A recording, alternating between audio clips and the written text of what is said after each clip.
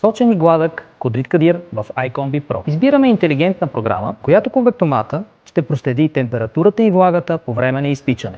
Докато се случва предварително подгряване на нашия работен кабинет, ще преминем и към нашите съставки. Тук имаме предварително разтопен карамел, налят в соличките, крем-карамелена смес и кексова смес. Започваме с наливането на крем-карамелената смес. Изпълваме всички купички с равно количество от крем-карамела. Чуваме, че камерата е готова.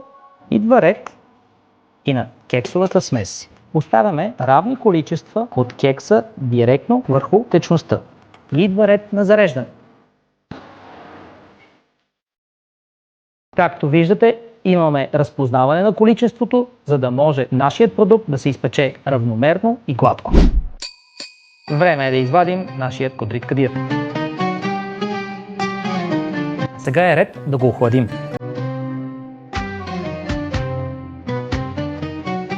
Време е да извадим охладеният кодрит кадир. Разлепваме десерта и е време да го сложим в шинийките. И нашият кодрит кадир е готов. По желание бихте могли да го гарнирате с плодове и шамфастък. Ако искате да разберете повече за интелигентните програми на Рационал, заповядайте в нашите шоуруми във Варна и София.